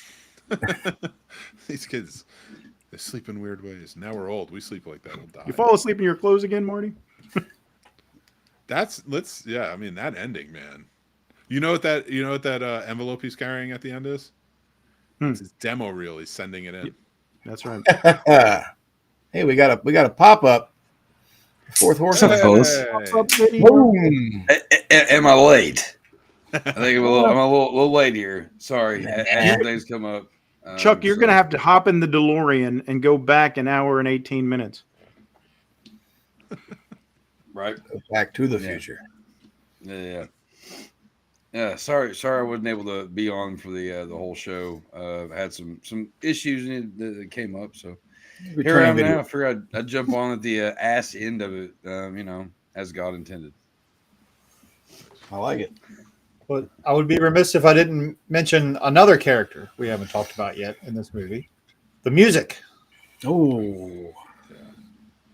Oh my God. Silvestri. This is Silvestri, but it sounds like a John Williams score. Oh, 100%. I wonder how much influence that is of, again, Spielberg. I mean, wonder how much Spielberg influence went into this, being a Zemeckis film. Yeah.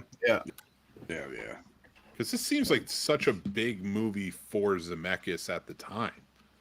Yeah. Like Used Cars was a small movie. What else did he do at that time?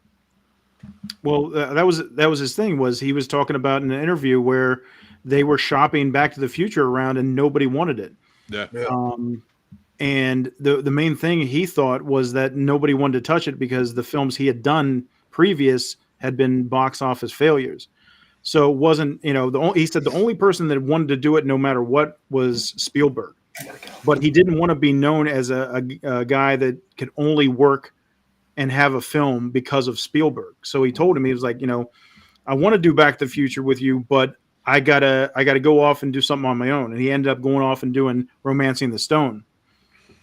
And once that film was a success, he was able to come back and ultimately say, okay, now let's do Back to the Future with the guy who always wanted to do it in the first place, which is Spielberg. Yeah, they said something like whenever they did like the title change too, and they wanted to call it, what was it, fucking Spaceman from Pluto or whatever. Oh yeah, that's stupid. Like they were like, oh shit, they're gonna try to change a title. Then fucking Spielberg like shot the dude like a message or whatever. And was like, that's a pretty funny joke. We laughed a lot, and then like it just kind of blew it off. Yeah, the guy was 100% serious, and then he's like, oh, never mind. Scratch that. I don't think it would have got a sequel. No, that title's fucking terrible. And then they said too, I guess in the original script that fucking Doc didn't have a dog; he had a monkey named Shemp. Yep. I have a question though. I don't know how much you delved into the sequels at all, but is anybody else a big fan of the third one? I like the third one. I love the third I like them all. Yeah. All right. Cool. I always dug that one. It's probably my favorite one actually. I always liked it because like their roles are kind of reversed. Like Marty's the fucking the word for reason, and then fucking Doc's the fucking fuck up. Think about that though. Think about the dynamic there. Again, so many fucking discussions about these movies. It has to be that way because Marty's the only one who really traveled through time. Right. Like the Doc did. He went to the future and then immediately came back and got Marty. Right? It wasn't the asshole or something? Immediately got Marty and brought him to the future. Well, not immediately. He said it was only like hours that he was there.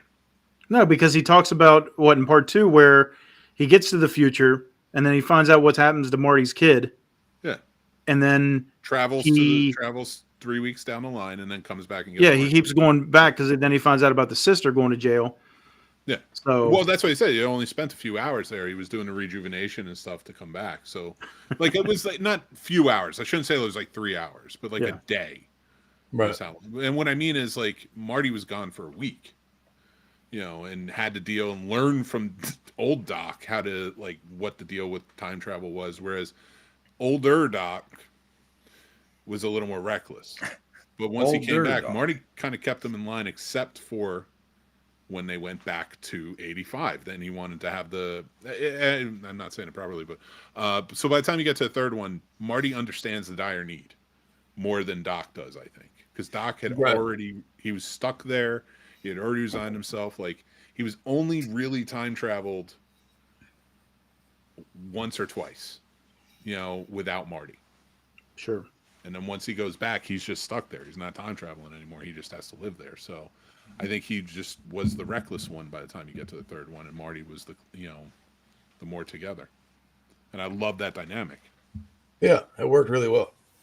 Plus, it's great with the first film. I think it's good. In the first film, it's like, there is no rules when it comes to this because nobody knows. He just had the first time travel incident with Einstein. So it's like they don't know what the rules are. They're just assuming. He's saying, oh, this could happen, that could happen, but nobody knows. So it's like they're learning what could happen or couldn't happen as we're learning it as well. Yeah. Yeah. Because, in theory, you travel by that point. I mean, as soon as Marty travels into the past, as soon as he interacts with those people at the farm, he's created a tangent and he's changed history. Yeah. So, and once he interferes with his dad, I've always said that as soon as he interferes at that point, he should just automatically disappear. He shouldn't fade over the course of a week. Mm-hmm. You know what I mean? In kayfabe, he should just disappear because he's been uncreated himself, right? What's that, Mick? It was so much more fun that way. There is a deleted scene that explains why that happens, though. And it's like that rubber band theory. Yeah. Where it's like slowly catching up. Because when the big question in the second one was, well, how does the car get back? Doesn't Biff old Biff just disappear? Yeah. And there is a deleted scene where he pulls up in it and he gets out of the car, and that's when he breaks his cane and he's like starts like hurting and like kind of falls off, fades away. And that's because like Biff had died in that alternate universe only like in 87, 88 or whatever it was, said he got shot. So sorry, kind of running off on a tangent, but so that explanation is why like it takes the week, I guess, is because it takes time to catch up. Now I'm not defending that as science, of course. I'm trying, or even defending the movie in that instance, but it's that's the only reason. Like, I felt like that. You have to do that for the film. So in kayfabe, really, as soon as Marty interferes with his dad falling out of the tree, he should cease to exist at that point. Mm-hmm. But if I was saying, in theory, if Doc would have been there, if he would have went to like Doc first, and Doc would have been there to witness Marty ceasing to exist, like he just disappears, and he realizes, oh, Marty's interfered, and now he doesn't exist. Then once Doc creates the time machine in the future, he could go back to that point and prevent Marty from interfering, thus recreating Marty, right? So are you saying that it was just an eventuality, and it was so inevitable that that's why he always existed? Well, because the premise is if he interferes, he's never born, and his brother, his sister, he disappears. But then once it gets fixed, then they reappear. So you can cease to exist and then re-exist. I'm probably saying this in a stupid manner, but go ahead, Chuck. What's kayfabe? What does that mean again? Like you're talking within the premise of like, okay, we're in the film and we're going based off of everything that's going on in the film. We're playing along with the story. Yeah, like we're saying this is real. Like if this was like actually happened, why? Okay, I've heard it before. I just forget about stupid fucking terminology anymore. But Stupid. Okay. It's stupid. I think it's dumb, more of a wrestling term, but it definitely works here. Like our discussion. Oh yeah, and like living in it too. Like thinking about that though, he doesn't. But if time in that instance, like, because again, Biff died as soon as he got back, so it was a shorter period of time, or faded away or whatever, than Marty. Marty had the week, and he only. But the reason I believe I cannot cite my source on this explanation, but is because Biff died in the alternate like 1980s. He never made it to 2015. That version of Biff shouldn't exist. So like the time scope or whatever didn't come for him right away. Like, but I guess it's like sort of a domino effect. They went through the kid first because it's going backwards. They went for the oldest son, then the daughter, then Marty, and I think that's why it supposedly took that amount of time. Again, yes, and for kayfabe it works. So do you think? I don't know why I'm arguing this. Like I just love having these. No, it's thought. Okay, so now based on that, do you feel like in the original timeline, once that's happening, in the 1985 that Marty originally knows, is his brother Dave's head disappearing? Like, is he in 85 with missing a head? And then just disappearing? It's different than that. I think it's really what you adopt. I think that's the point you can. Do you believe in the multiple dimensions sort of storyline? Like, the multiple worlds and stuff. Did it create a new one? Or is it just readjusting around, or changing and such? And again, if there was this eventuality that they were going to get together, that's why, like, maybe time was fighting itself and he wasn't fading as fast as he could. It's because he may have inadvertently interjected himself into the time travel scope, but he also injects himself into fixing it, which I think creates that inevitability. Okay, so now, do you feel if Marty goes back and interferes like he does in the film? Yeah. Which basically creates the conundrum, paradox that he is going to cease to exist at some point. Now, if he goes through with courting his mother and he impregnates his mother, can he be reborn as his father? Technically, that would be a weird way to find out the grandfather paradox, but I'm my own grandpa. That whole thing always freaked me out as a child. Like, Jesus Christ, man. Yeah, if he went through with that, it would. I mean, there's something good. Just go. Anybody watching, go or listen. No. There's an amazing Futurama episode that explains that. I think Freud has books on that. And if you guys really want to get delve deep into the time travel, alternate dimension aspect of it, like, that's great. Futurama does a great job because, like, it is so intricate.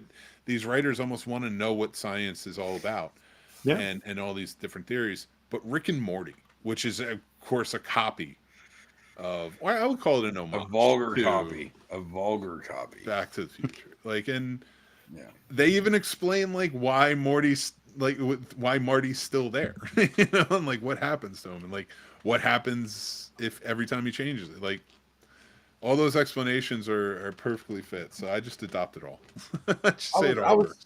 I was talking to Dave earlier, and I'm like, look, like this could have like a really dark twist too. Like, say there is no storm, so he has no way to get back to the future. And then like he just figures, well, if Doc's dead, he couldn't make the fucking time machine, so he kills Doc and then just goes back home.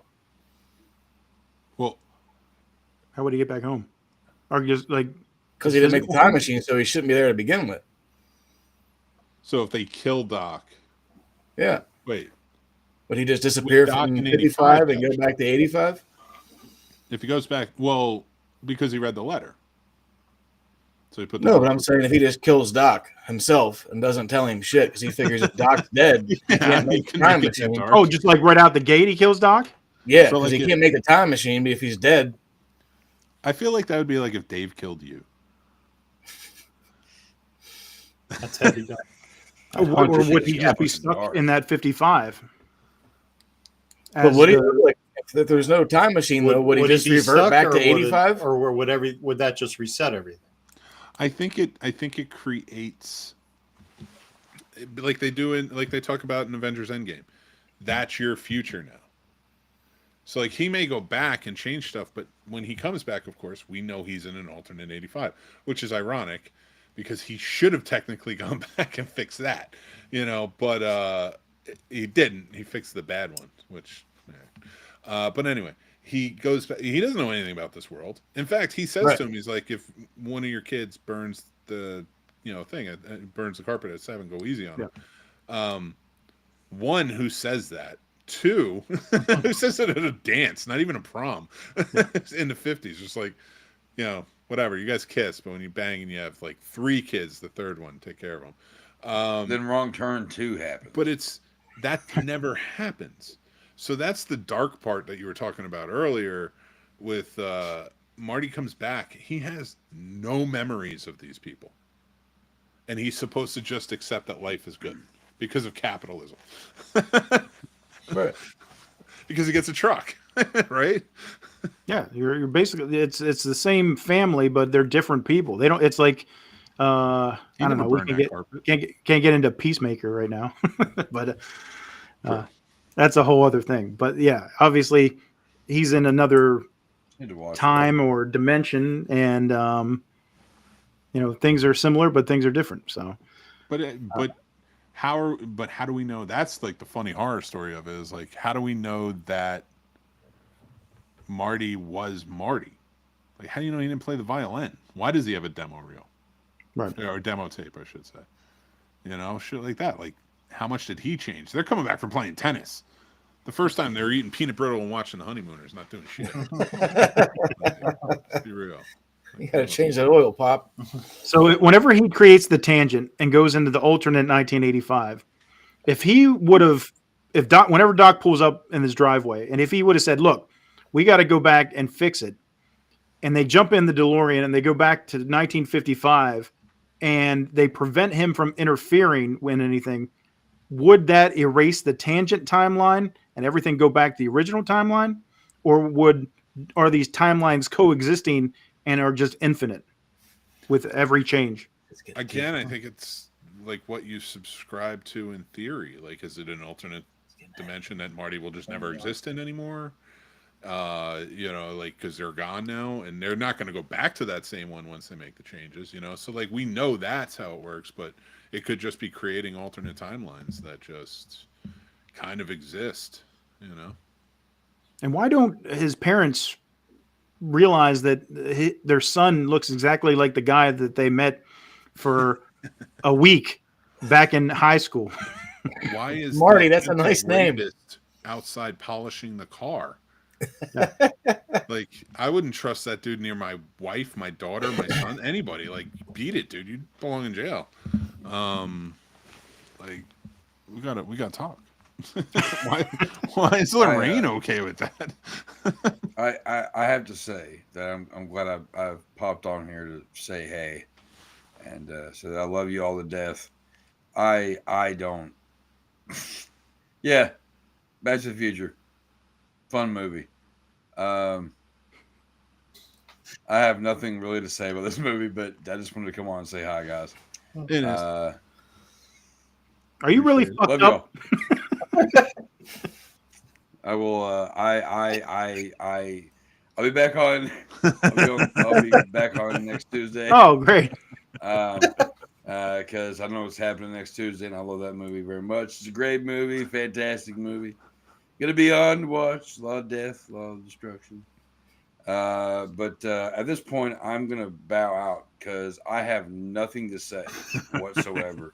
Except it's great seeing y'all. You're great people. You're too high, Chuck. If you try to sit down and understand and come up with quantum theories and shit, your mind is going to explode. All right, and I don't want that to happen. It's true. On the live podcast. I'm just getting heavy. I'm gonna say I'm glad I was able to stop in. Hey, It's always a Yes, pleasure. Chuck. And you all, I can't do it, but yeah, y'all have a good one. Y'all have a good one, and we'll talk blood, guts, and war next week. All right. Jesus Christ, Love you, all bro. right, guys. All right. So what? I think Bob Gale said that his understanding would be like, okay, they only knew this guy for like a week, and it's like if you try to think back like 30 years in your past, a lot of times people the memory is going to be hazy and all that. He gave that rough explanation, but I feel like that person would kind of stick out in your memory, especially with Lorraine, who was like so infatuated with Calvin Klein. You know what I mean? And then if you subscribe to that, where it's like, okay, she didn't remember it was 30 years ago, whatever, but she says, "Oh, Marty, that's a nice name." Then why doesn't she name her first child Marty? Yeah. Why she wait till? I mean, obviously, you Because of could Dave. you could name the daughter Martha and call her Marty, but I think honestly, when it comes down to it, and I can't speak, from a mother's perspective, but like when you're naming your kid, or even the dad, I can speak from that perspective. When you're naming the kid, like you look at the child and you're like, this is a Dexter or something. This isn't a Marty. Like Dave. Yeah, you're a Dave. We'll save Marty for the next one. It is Leah Thompson. It's not like I'm going to get off of her. This is me speaking for Georgie boy. So like, I just feel like he walked in and he was like, we'll call Marty. We'll call the cool one Marty. And he just knew. He looked at him. He was like, yep, this is the cool one. See, I think they should do another sequel where, like, whenever Doc comes back or whatever, and then he's like, "What are we, assholes or something?" If he's like, "Yes, you're assholes," and they have to go back to the future to not be assholes. You know what's funny? I got married in 2015, right? Mm-hmm. And when we were planning it, we were like maybe thinking October. I was like October 21st. That's it. October. She's like, we can't get the hall for October 21st. I was like, October 26th. What do you got for October 26th? November 5th. Let's do it. It's actually November 13th, which is the last day I could do it, and it was the last possible day in Back to the Future lore where I could make it happen, because that's the last day he is in 1955. Is when he comes back in the sequel. I'll get married till next year now, damn it. Fair. That's pretty dope, though. Thank you. Yeah, but all theories aside, okay, we'll get back to the casting. This is perfect casting, in my opinion. I think everybody nails their role. There is not one weak spot. There is not one that stands out where you're like, oh, this person just doesn't hit the mark. Perfect casting. They originally planned on having John Lithgow as Doc Brown, right? Him and I think Jeff Goldblum were like the two. He was considered, runners. But I think Lithgow was their top choice. Yeah, but he was busy doing some other Can you shit. imagine Lithgow and Eric Stoltz? It'd be the most depressing movie ever. I love them. Don't get me wrong, but like, sure, just like it wouldn't have that. No. Is this a Mask sequel? It's the perfect amount of absurdity in this movie that you can just follow and enjoy. Yeah, they had a lot of different people, like they said, possibly for Doc. Because I know, like, Christopher Lloyd just saw the title and just threw that shit on the side and was like, "Fuck that." Yeah. Jeffrey Tambor, I think. Robin Williams I went for. Yeah. Man, I couldn't even imagine what that would have been. And I love Robin, man, and like I can't even imagine what that would have been. I mean, you can't really imagine anybody. Like, this shit's so good. Like, the casting's perfect for this shit. It is. Even Crispin Glover as George was just perfect. Yeah. Yeah. That dude's a psychopath. Yeah. Well, I think that's the main reason why Michael J. wanted to do it so bad, too, because he just worked with Crispin Glover doing some TV movie. And then he was like, since he had like a relationship with him, like he was just like, yeah, let's fucking do this. And then he couldn't because he was doing Teen Wolf and Family Ties. And then he wrapped up Teen Wolf, and then they fired Eric, and shit worked out. When it's meant to be, it's meant to be. Yeah. And they're all supposedly still like not close. I think he and Christopher Lloyd are probably the closest, Michael J. Fox. But like especially since they started doing all the conventions and stuff, like, I mean, how many reunions did they do? They did one in Spin City. You know, they've done commercials, documentaries they've shown up for. So it's pretty cool to see like a cast like come together like that. You can't even get the Brat Pack together. Right. Back to the Future, man. They're there. It's tough. But yeah, they've been doing the convention circuit for years now. Yeah. Crispin, I understand though. Yeah. Odd fellow. Well, they said he was like questioning a lot of shit on set too about the story. They're like, just fucking do it. Well, they did use his image when they shouldn't have. Like, they definitely screwed him over come the sequels, but yeah. Yeah, but that has nothing to do with the other actors. It wasn't their choice. No, that's why I wasn't blaming them. I was saying, Yeah, but I that's what get I'm him saying. like maybe distancing himself just from it, right. Bad experience. Hopefully he comes around though and just works with the other actors. That would be great to have a panel with all of them. Yeah. Oh yeah. James Tolkien. We'd be remiss to not talk about him. Didn't he ever have hair? Strickland never had hair. Talking about earlier, one of my favorite parts of all three movies is in the second one when Strickland comes up. You're the little son of a bitch been stealing my newspapers. Shotgun. I choose to Yeah, I'm going to blow away the guy who's stealing newspapers. I choose to believe that the Strickland from the second one actually became a cop and then dealt with interdimensional issues with He-Man years later. Yes. Totally. Dealing with all the slackers throughout time. That's what we need. We need a Strickland movie. Right? That's what I was telling Dave too about not the Strickland movie, but a prequel to see how these two met. Doc and Marty. Technically, you got these movies are their own prequels. They go back in time. Like you are your own prequel. Like they even go back to the Old West and you meet like great granddaddy Strickland or whatever it was. Clint Eastwood's a terrible cowboy name. So good. Hey, McFly. So what, maybe the theory is that none of this really exists and that Doc fell and hit his head and it was all a dream. See, there's that too. And I mean, I did think it was funny how he's like, Reagan. well, I just think it's funny how he wakes up and he's like, and I drew a picture of this. I'll be like, okay. So then late the next day he wakes up and looks at that napkin or whatever. He's like, what the fuck is this? It's look at this insignia. What does this mean? It's a Y. Yogurt.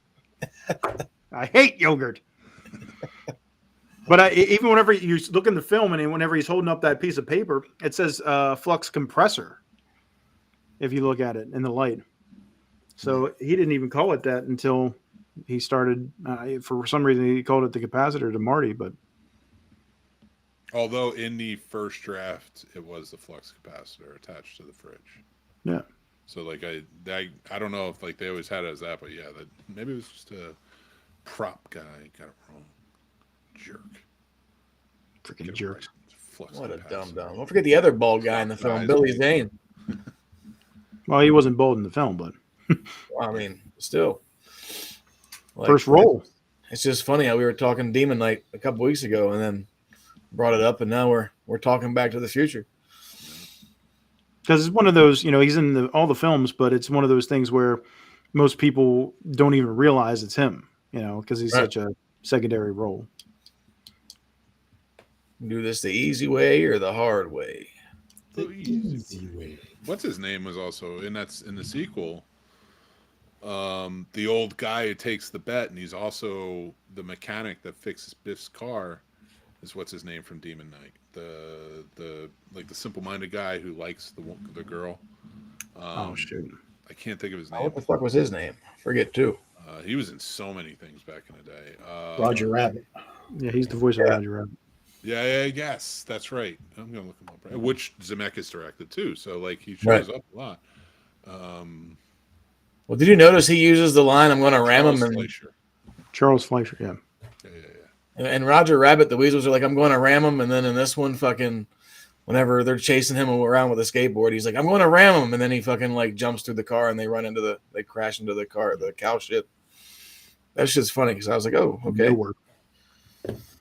I hate manure. Mayor Goldie Wilson. Fuck yeah. You know, Mayor Rhett Thomas from the 50s when they're driving around? Yeah. That's Buck Flowers, the guy who's the homeless man. That's not. Huh? According to Bob Gale, it's not.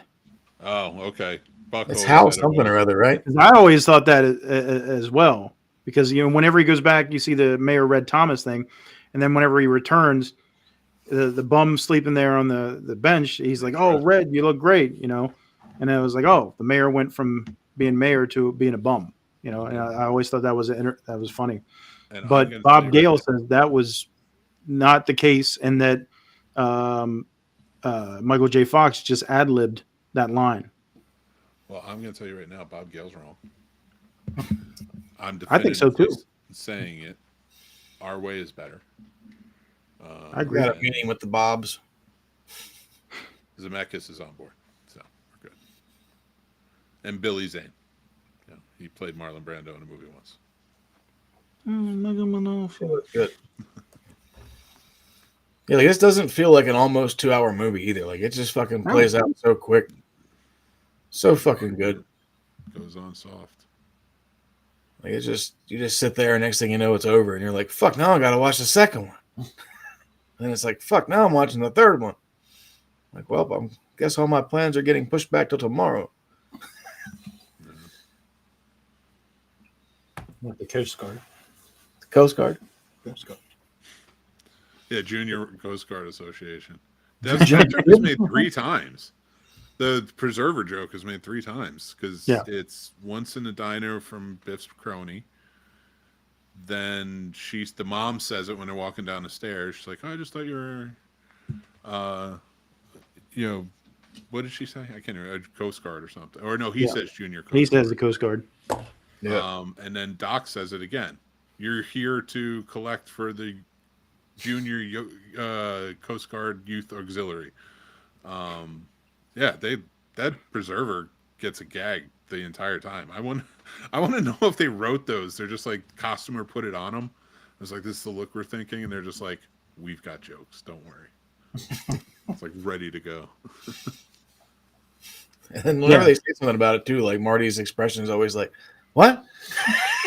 Yeah, that was planned, and then they for some reason. Okay, so Dave's wearing a red one, but it's an orange one, and it's got a reddish orange. It's like a red. It's like a burnt inside. In the right light, it can look like a different color, but it's supposed to be orange. Even Gale said that it's supposed to represent like a light preserver. So there's online debate whether it's red or orange. It's his I security. remember my dad had the same one that he wore when he would go camping and such, and they don't look the same as the one you're wearing right now. Although that's like the only one you can get now. Yeah, and it looks almost. I mean, it's the look. That is what it is, But the one that was like a really popular one that was selling in the catalogs at that time was that one that he was wearing in the movie. Like, and it was mostly older men who wore it. It wasn't even like 18-year-olds running around with it. no. But it didn't like even really like it has the collar, but it was like a little bit shorter how it went, and the buttons were a little bit different. I remember that thing because it always looked like Back to the Future. I was like, this is awesome. Wish I still had it. The one question I want to know is, how many fucking kids did Lorraine's dad hit with his car? Another one of these damn kids jumped in front of my car again. Like, how many fucking dead bodies are in your backyard, guy? I always took it to mean that George had been peeping multiple times and had fallen out of that tree and just hadn't been hit yet. Like, that was the first time that he got hit, like in the original timeline. But he had fallen in front of the car and probably like got out of the way. He sees the dad coming and jumps down and runs away. Yeah, that freaks out. I I always just took it as like remember we used to play on the street and we used to. Yeah. Actually, it's funny. The tree that's there, the house behind it. That's that house is in Old School. Teen Wolf. Oh, Teen Wolf. I was gonna say that they filmed in that whole part too. That whole yeah, that whole street. You got George's house on that street. You got Lorraine's house. You got the tree. You got the Teen Wolf house. You got the Old School frat house from the film Old School, where they have Mitchapalooza, and then you have Biff's grandma's house, all on that same street, like within like a block radius. You want to patch in, Mike, and show some of the locations? I know you were out that way too, running around. Let me see if I can pull it up. Chasing some shit around. Although Marty's house is like far as hell away, and so is Doc's. Yeah.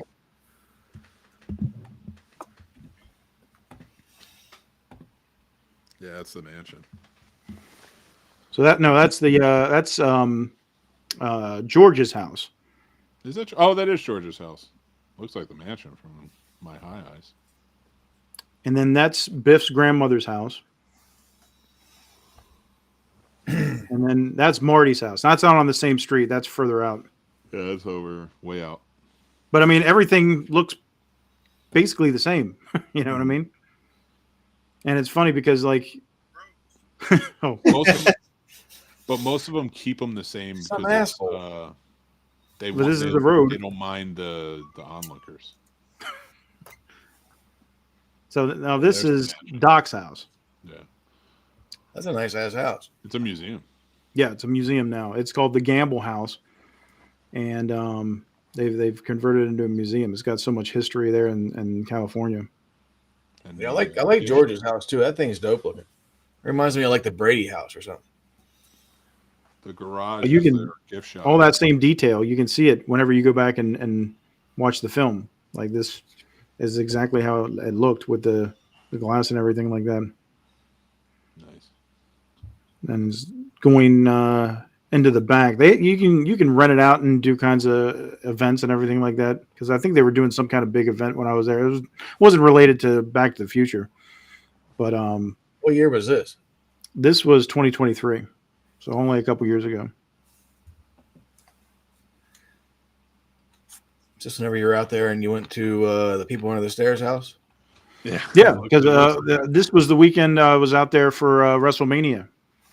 So we were just hitting up a bunch of filming locations and checking them out.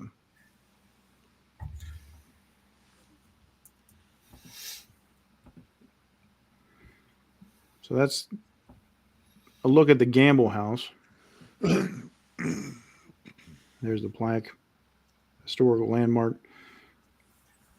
And the garage where, Doc ends up having his workplace is right here on the right.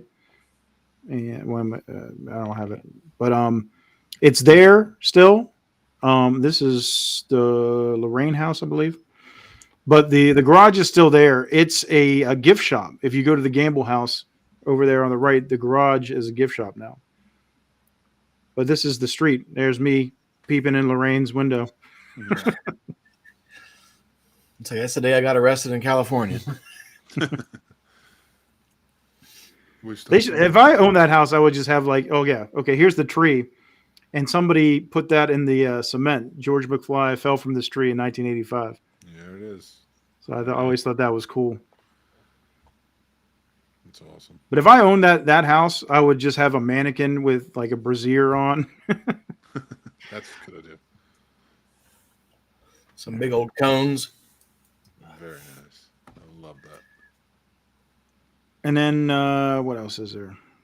Let me see here. The Michael Myers house where they were babysitting. Yeah, that's nearby. And Nancy's house from Nightmare on Elm Street on the same block too. Like right across the street from each other. It's a busy block. Yeah. It's right off of Sunset. This is the house from the second one where he drops Jennifer off over on the just dumps her dead body there on the swing. cars on. She'll be fine here. All right, now here, this is out in La Puente. This is the mall. So you can see the similar, like if Marty's running up, this is where the Twin Pines or the Lone Pine sign would have been, looking down over the mall. The J.C. Penney would have been where the fitness 24-hour fitness place is. Shit. And inside the mall, if you go inside the La Puente Mall, they have the original Twin Pines Mall. And it's 1:16 a.m. What are you talking about? That's daytime in the mall. That's what malls are now. Yep. That's awesome. I did notice, like, whenever he gets back to the mall at the end, it says, like, that clock says 1:34 a.m. So that means it took him, like, if he got there at 1:16 and all that shit happened by 1:34, within 20 minutes time, fucking they got the DeLorean out, sent fucking Heine back in time, brought him back, explained some shit, packed up. They did a lot of shit in 20 minutes. Yeah. Yeah, 2 miles. Because remember, if you were when he put the car at the Lion Estates, which was he was driving towards town, right, from Old Man Peabody's farm. So, and it was 2 miles from the Lion Estate. So you got to imagine if Peabody's farm has the mall now, it's a lot more. Like it's like, you know, so it's probably like 3 or 4 miles he had to go. Yeah, the craziest thing about breeding pine trees. Can you hear my audio on this? Not really. No. Anyway, I'm saying that this is where the DeLorean takes off into and like the little shack or whatever in the film is right there where the Libyans end up crashing into. Nice. The photo hut. Is there enough room to get your vehicle to 88? No, that's what I was saying in this video where, you know, it's such a small parking lot. I mean, but it's cleared out for the film. You would have to have some kind of like high powered vehicle to get to 88 that fast in that short period of space. But like if you like right here where I'm driving along, you know, if you watch it, he's getting chased by the Libyans. And then he just plows over this lady. No, he comes up this spot right here, and he's like swerving back and forth, trying not to get shot. But these are the same poles where he's trying to get up. He's almost getting to 85, and then right before he hits 88 or whatever, he slows down and goes around this corner, just like this. But in a DeLorean, he could do it. I have to go back out there and rent a sports car and run some laps. But it's just cool that like 40 years later, all these places still exist. You like you saw, you can go see all the houses. You can see the mall. The mall's got the prop in there and everything like that. And it's not as common. You know, there's so many different film locations that, you know, just get tore down over time, you know, especially malls and stuff like that. You know, we're just talking about Monroeville. Monroeville Mall getting ready to get the axe. There's very few, like especially going back 40 years, where you're like, okay, a lot of these film locations don't exist anymore. But for this film, so many exist, and it's great that you're able to. If you ever go out to California, just Google it. You can find Bushnell and the mall and everything like that. Like we said, that one street, the Bushnell Street, has a lot of stuff on it, but it's not too far. You know, it's like the La Puente Mall. I went out there to see that whenever we were going to an Anaheim Angels game. So, you know, make a weekend out of it and go and visit all these places if you want. And it's just so cool to be able to see it in person. And from some of like the location YouTube videos and shit I've watched, like the guy that owns Marty's house apparently is pretty fucking cool. You just kind of like coming up and checking out his property. Yeah. Like he's a big Back to the Future fan too, apparently. So he's like, I'm used to people coming by. He's like, I just fucking let them do what they're gonna do, then they leave. I would, if I were that guy, I would literally buy a DeLorean and just have it sitting in the parking, the driveway, right? Like all the time. The people come up, they charge people $5-10. Come up and take a picture in front of Marty's house with the DeLorean. Shit, the guy can make a mint. Pay your mortgage. Hell yeah. That's like the same thing with the woman that owns the house from Breaking Bad. You know, she's so confrontational with people. It's like, come on, man, this is what you signed up for. Whenever you put your house into a TV show and it becomes, you know, one of the biggest things of all time, what do you expect? You know, if it was my house, I'd be like, okay, $20, you can come in, you can throw a pizza up on the roof if you want. You know, I'm gonna make money off this deal. Fucking crazy.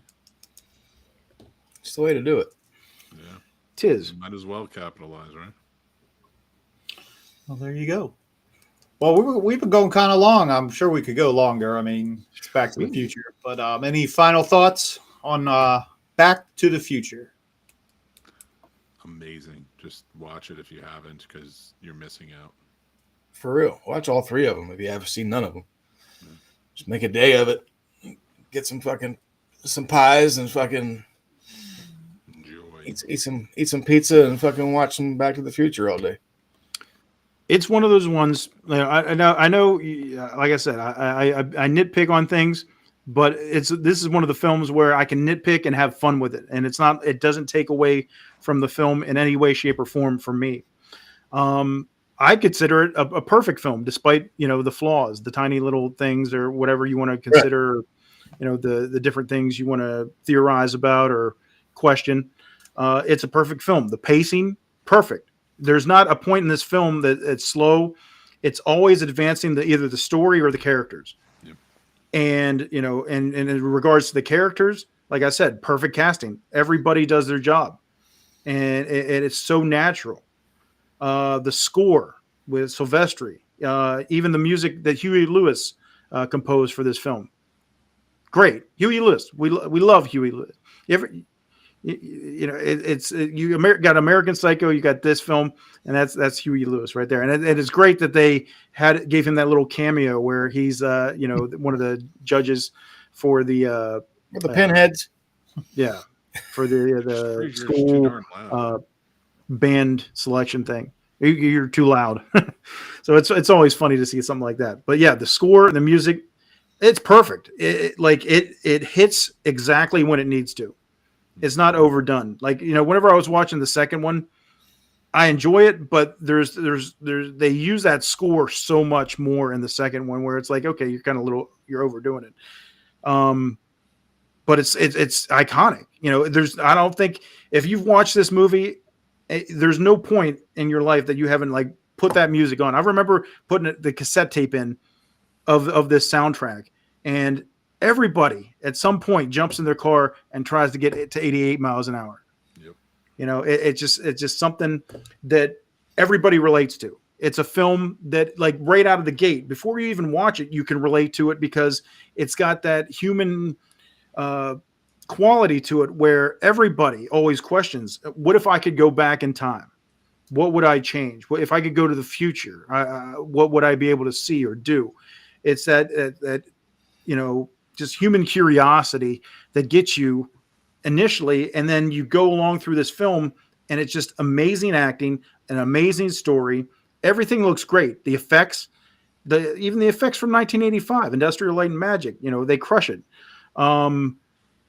Just, like I said, this is a perfect film, and you can just go back, and it stands the test of time, where it doesn't get old. It doesn't change. It's like a fine wine. What's that? It's like a fine wine. It just gets better. Yeah, it really does. And there's so many intricacies and so many things you can sit and talk about and have such a good time. You know, we could sit here all night long talking about all kinds of different things and just waxing on it, you know, and that's what makes it so iconic and so memorable, you know, and that's the reason it was the highest grossing film of 1985. That's the reason why it was number one on in the theaters for 3 months straight. Man, it's records right now, and it's 40 years old. Records that still stand. It's still making money. You know, 40th anniversary, making millions of dollars. So that's just a testament to all the actors, everybody that worked on this film. Bravo, masterpiece. Yep, agreed. You remember when McDonald's sold these for like a couple bucks? I still have the little figures from the cartoon one. I remember the cartoon. I have that on DVD too. That's dope. There you have it. Back to the Future. I'd say stay away from the Nintendo game, but other than that, fuck that game. Best franchises of all time. Back to the Future. Read.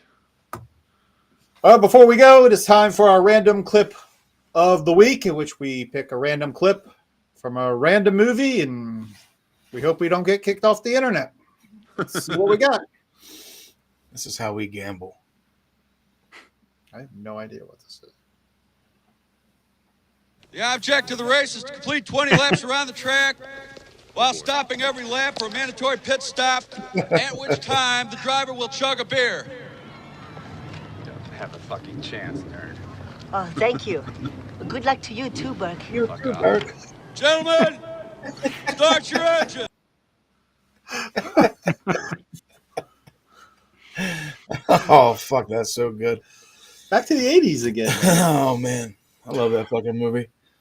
All right. We're in a video store that makes no money, so we got to run these ads to get paid. Run them. You do them. Ho, ho, ho, everybody! Laser Trading Company is on YouTube. Head over now to check out some of the videos from Mike's travels and experiences. Don't forget to subscribe, 8,900 and growing. Thank you all. Laser Trading Company is also available on eBay with various merchandise and collectibles. Hundreds of great holiday gift ideas. That's Laser Trading Company to all, and to all a good night! You bit off a little more nasty than you could chew. Now you gotta deal with all the nasty coming down your throat.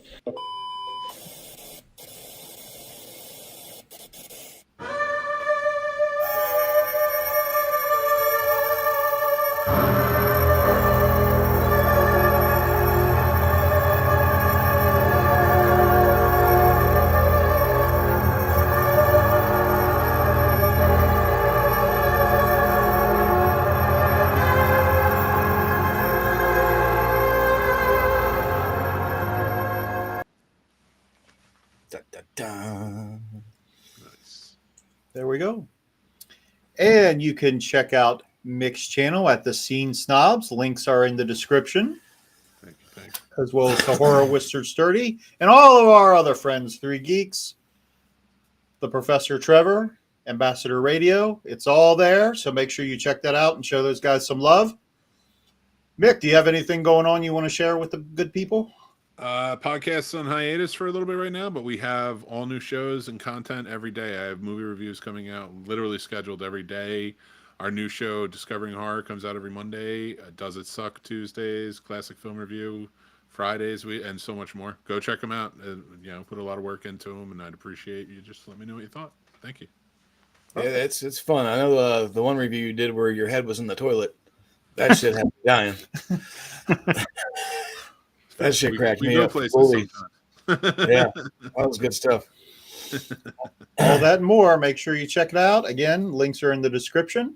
But what are we doing here at the video store next week? Next week, as you know or may not know, is Veterans Day next Tuesday.